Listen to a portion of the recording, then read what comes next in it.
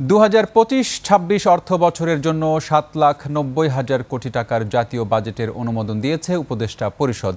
প্রধান উপদেষ্টা ডক্টর মোহাম্মদ ইউনূসের সভাপতিত্বে অনুষ্ঠিত বৈঠকে এই বাজেট প্রস্তাব চূড়ান্ত করা হয়। এবারের বাজেটে আলোচিত কালো টাকা সাদা করার সুযোগ রাখা হচ্ছে না। চূড়ান্ত বাজেটে তেমন কোনো পরিবর্তন আসেনি। এলএমই সার্টিফাইড বিশ্বসেরা কপারে তৈরি ওয়ালটন কেবলস, যা আপনার স্থাপনাকে রাখবে সব সময় নিরাপদ। তবে সমালোচনার মুখে অপ্রদর্শিত বা কালো টাকা সাদা করার সুযোগ প্রত্যাহার করা হয়েছে। নতুন বাজেটের মাধ্যমে ৫.৫% প্রবৃদ্ধি অর্জনের লক্ষ্য অন্তর্বর্তী সরকারের। বাজেটে রাজস্ব আয়ের মোট লক্ষ্যমাত্রা ধরা হয়েছে ৫,৬৪,০০০ কোটি টাকা। আর ২,২৬,০০০ কোটি টাকার বাজেট ঘাটতি পূরণের জন্য সরকার অভ্যন্তরীণ উৎস থেকে ১,২৫,০০০ কোটি টাকা ঋণ নেবে। আর বিদেশি উৎস থেকে ঋণ নেওয়া হবে ১,০১,০০০ কোটি টাকা। আগামী ১ জুলাই থেকে এই বাজেট বাস্তবায়ন শুরু হবে।